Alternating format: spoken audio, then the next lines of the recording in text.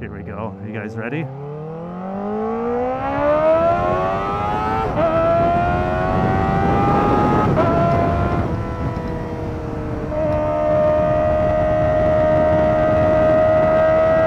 Back at the boat ramp with the baby Ninja, the ZX-4RR, the 2024 model, and the 40th anniversary. I've had this bike for a little over a month now, so I wanted to give you guys the stereotypical 1 month ownership review. This bike is not stock. You guys can probably tell by looking at it, I got a Kaufman exhaust on it. I got the Graves frame sliders.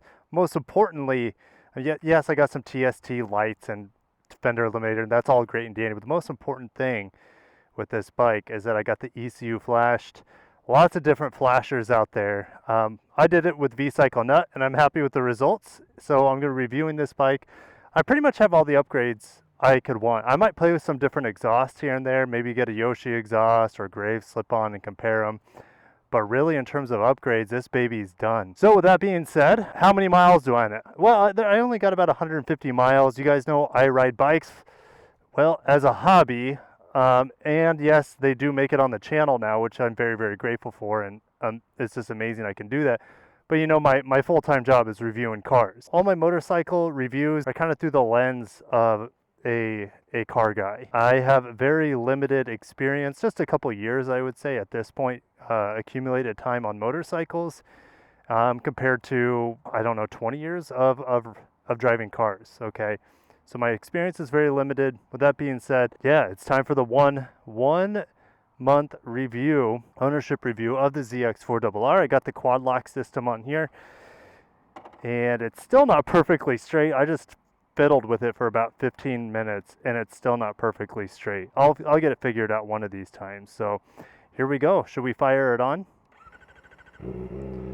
And she purrs, baby, she purrs. I'll be changing the oil before the 600 mile break-in time period because I haven't been riding this bike as recommended by Kawasaki. But riding this bike how I want to ride it, and that's conservative at times and also ripping through the gears at times. So we're going to be a bit of a rebel here and go through the do not enter side. But that's okay. I don't see anyone coming. The RAV4 is going to stop there. And let's do a small UE.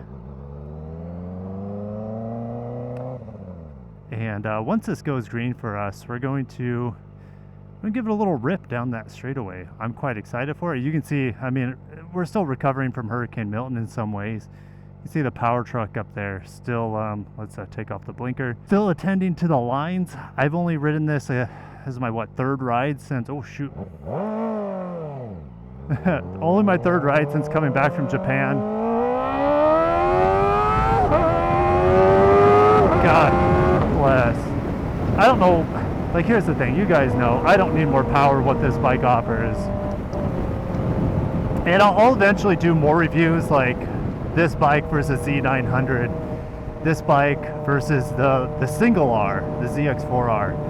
I got so many ideas for topics on mine, so if you guys like ZX-4RR coverage, feel free to subscribe. Most of the content on my channel is obviously automotive related.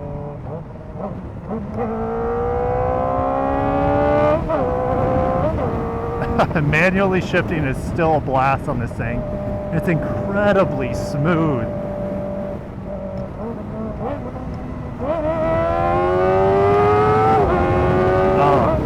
Yeah, I love that a quick shifter still affords you the ability to manually downshift. Oh my gosh, it's just pure pleasure town. So I want to point out some things after a month. I mean, before I start gloating about it, what are some things that I don't like about this bike? Well, you guys know I can't make a review without mentioning the MT-09 that I had before this. The MT-09, it had gobs of torque, and sometimes I miss that to an extent, but the reward here is you got a brilliant soundtrack and a brilliantly high revving 4-cylinder engine. So it's just like, it's a far more engaging powertrain to me compared to the triple. The triple's fine. What is this guy doing? That's a Florida special there.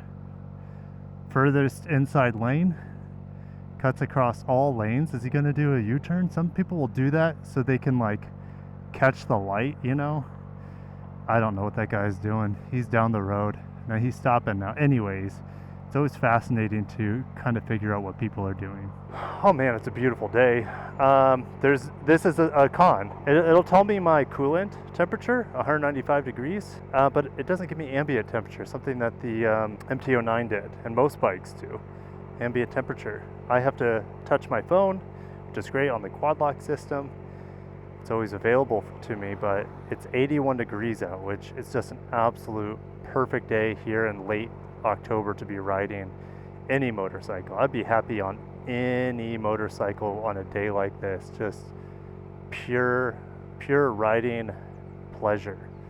All right, well, I don't have a green arrow here, so luckily there's this one, what is that, a little Elantra?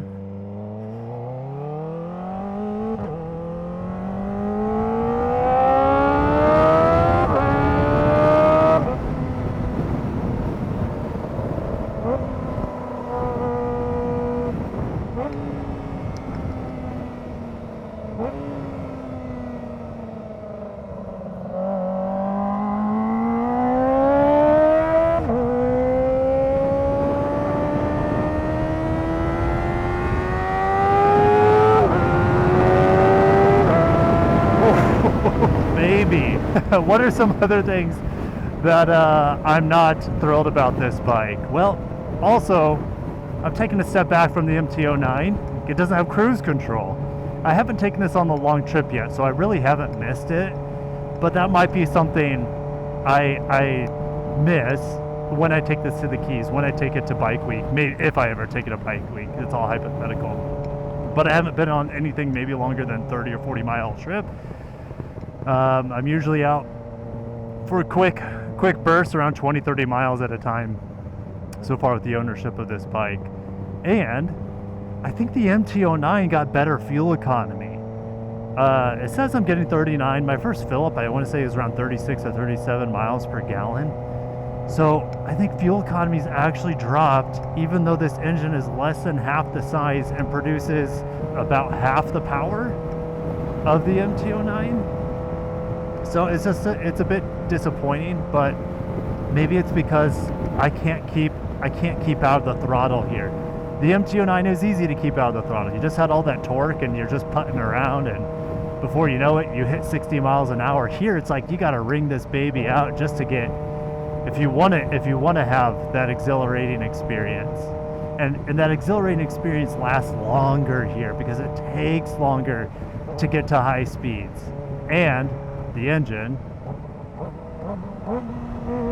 it just sounds so good.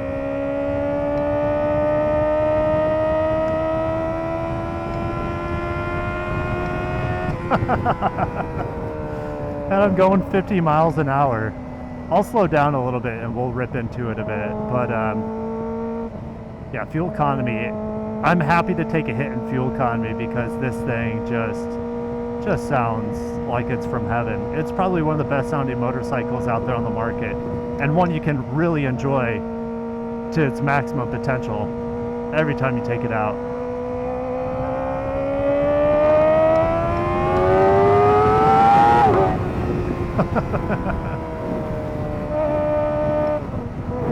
Just brilliant. Make sure to watch my recent video talking about Honda trademarking CBR 400R4.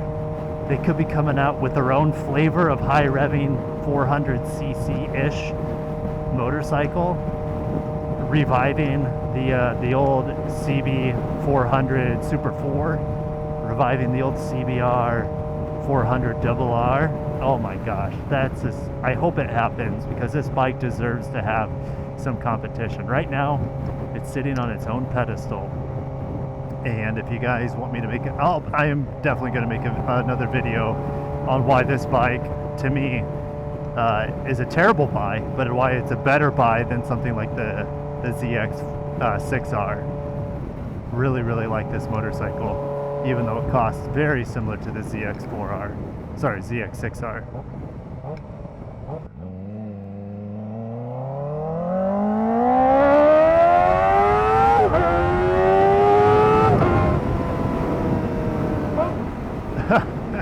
don't know why I'm revving to upshift. I'm so used to blipping the throttle when I'm downshifting, and so like when I manually upshift, my wires are getting crossed. Hopefully we can get going here. Oh, green arrow? Why is there a green arrow? You get a green arrow here for a U-turn? There's no road over there.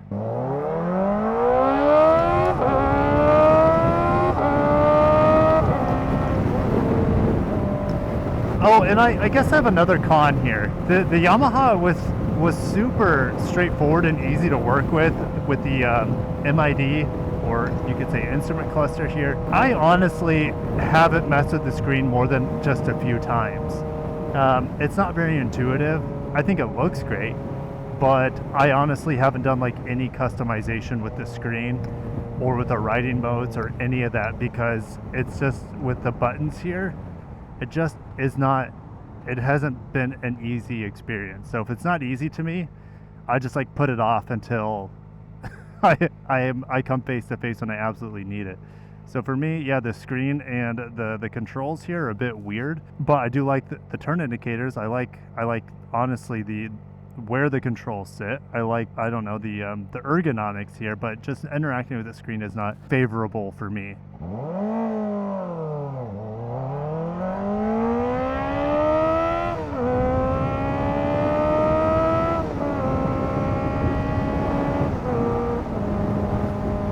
Also, okay, another negative, I'll say this. The quick shifter is pretty good, but it sucks between first and second. And like when I'm in town, I really enjoy shifting manually, especially between first and second, which of course, if you're outside of town, you're probably not gonna be in first and second, but regardless, the first to second upshift with the quick shifter is a bit jerky, and there's a big pause between. It just doesn't, it's not very smooth. So manually shifting first to second is faster and smoother than the quick shifter. I didn't really have that problem with the MT-09's quick shifter. I think the MT-09's quick shifter was, I'm not gonna say better, but it didn't have that issue overall. I think I've hit all the cons I've wanted to with this bike, all right? And I really, here's the first to second, by the way. Yeah, it's a bit jerky. Like there's a pause and then it kind of like shifts you back into the seat a little bit. I don't really like it, the first to second upshift with the quick shifter. All right, so let's talk about the pros of this bike. Well, it's everything. I can start with the looks. After a month of owning this bike, with it just sitting in my garage, if I haven't ridden it for a while, it doesn't matter. Like, yes, I want to ride it all the time, but just looking at it, especially when you get the tail tidy, the TST tail tidy that sits real low, it is just, the bike is just gorgeous. You take off the fake, or the ugly stock exhaust pipe. I just have a slip-on here, and the slip-on to me is the way to go, unless you're taking it to the track, because the slip-ons, you can have some fun with it. Meaning, I can plug and play different slip-on exhausts when I get sick of the looks of an exhaust, or I get sick of the particular sound of exhaust. Like, this Kaufman's sounds good. I just wish it was a little bit fatter, had a little bit more presence to it. And embarrassingly, I rubbed it against the side of my house today. So what is that?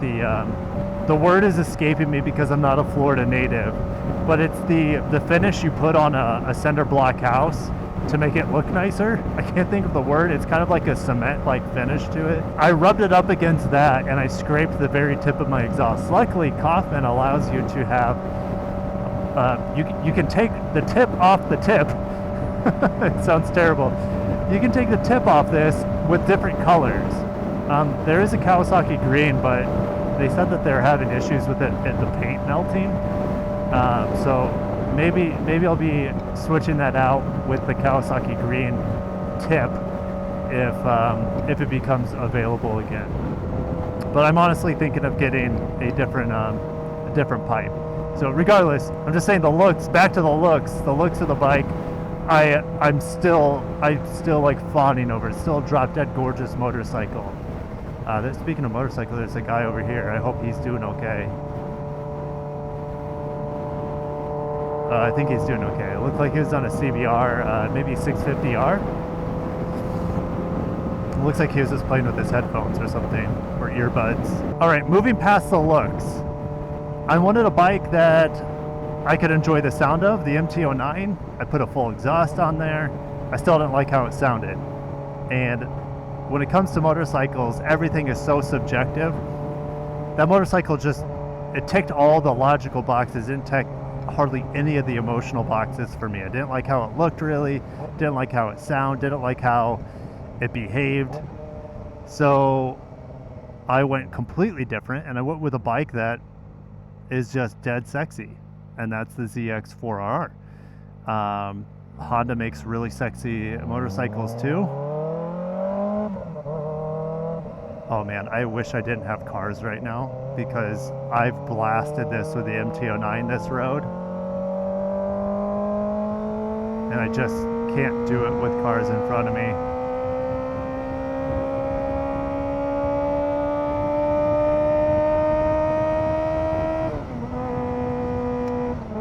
I think the power, especially once you flash it, is addicting, rewarding, and is all I need for the streets. I mean, this bike will hit 140 miles an hour. Why? I don't need to go faster, and I don't need to get there any faster either. I want a bike that it's rewarding. It is not going to get me to 100 miles an hour in 3 seconds. It's like all pointless to me. I wanted a bike I could tap out on a daily basis. And after 1 month of owning this, it's still begging me to just thrash it all the time. And I'm not sick of anything on this bike. There's absolutely nothing I'm tired of. I mean, it's priced high for the horsepower, but for a bike that makes me happy in every single regard, it's not priced high at all. It's priced perfectly. It's actually a great value, because this costs the same, actually a little bit less than an MT-09, and that motorcycle just couldn't, as much as I tried to fake it, it wasn't making me happy. Okay, we're gonna stop here. Does not want to shift into first here. There it goes. I had to move backwards a little bit. Here we go. Are you guys ready?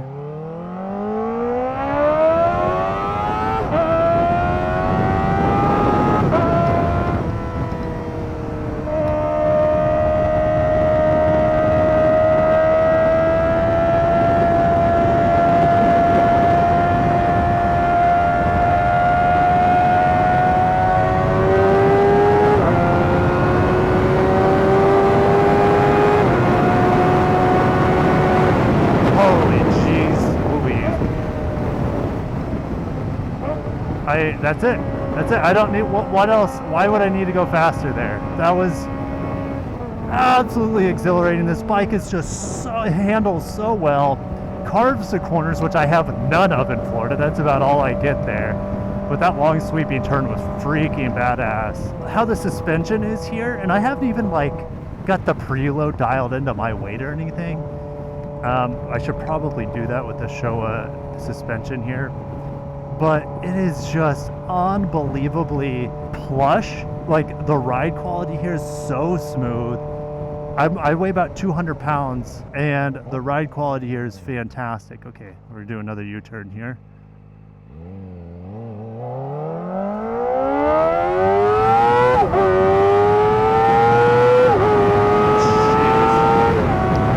That's it. That's it. Honestly, that's pure ecstasy for me. A ZX6 would get to those speeds way faster, but in first gear? I'm screaming through third and fourth gear, and it's just so intoxicating. My gosh. Anyways, suspension's fantastic here, even untuned for my weight, or should I say not set up for my weight. Even this bike is small, has a small engine. I don't feel like I'm too heavy for it or anything. I mean, I also ride a Grom. I'm way too big for that thing. I feel like I need to be 50 pounds with a Grom's 10 horsepower. Did I mention how comfortable this bike is? I mentioned how good the suspension is, or how much I enjoy it. The MT-09 was a bit pogo-y, it was overly stiff, and again, I never set up that suspension for my weight either. But my goodness gracious, my ass is so comfortable in this seat. Even after switching the upholstery on the MT-09, that seat was punishing. Yes, my weight was more on my ass. That's a big part of it. And my back was always hurting on the MT-09 if I was on it longer than about, I don't know, 15, 20 minutes. There's a lot of snowy egrets in there today, in that marshland. But this bike is just so comfortable. My back's never tired on it. My ass just sinks into this cushy stock seat. And the rider triangle, yes, my feet are up a little bit higher, but I have healthy enough knees. I have good flexibility, good mobility. I have a bunch of kids, so I'm on the ground a lot. In a previous life, I was a personal trainer. So like I would say better than average hip mobility, knee flexion, knee extension, good ankle mobility too, which makes it easier to sit on these pegs. And in fact, sometimes, oh, good thing this guy wasn't here when I was going. That could have been bad. It's it says community service, but oof. Anyways, I don't think I ran into that guy earlier. Luckily, thank God. I'm all done with the hustling and bustling for now anyways. Maybe if I get an opportunity to rip. It's just hard not to rip this bike because it's just, she's just a peach. Oh, I found another con. Insurance on this bike sucks in comparison. Like the MT-09, a naked bike, even though I had like double the power and it's just a straight wheelie machine, if you crack the throttle, this bike's insurance was like, I don't know, 50% more. So that's another con. I forgot to bring that up. But the foot pegs here, there are times like right now, I put my tippy toes on the foot pegs, which makes my knee in a greater flexion, which brings my ankle closer to my ass. But I like it. To me, it's comfortable. It's like sitting on my knees on the floor, okay? And then I can drop them down a little bit too when I need to brake or use a shifter. So I love the peg position here for me. And I have long ass legs. I have a 34-inch inseam. And these pegs to me are great. I love them. But everyone has different joint health and everyone has different joint mobility. But for me and my long ass legs, it's fantastic. So the MT-09 I got rid of after only about 3 months. And it was a bit embarrassing. I mean, it was my first big bike purchase. It met all the requirements from a logical standpoint with all the technology, all the power, all the uniqueness to that bike, all the features like quick shifter, cruise control, all that stuff. It ticked all those boxes, but it just never made me happy at all. This bike, all the time, just so flickable there. And only going about 50 there, my heartstrings are just throbbing. I know Yamaha says like, their slogan is like, revs your heart. Well, the MT-09 did not rev my heart. This thing revs my heart every single time.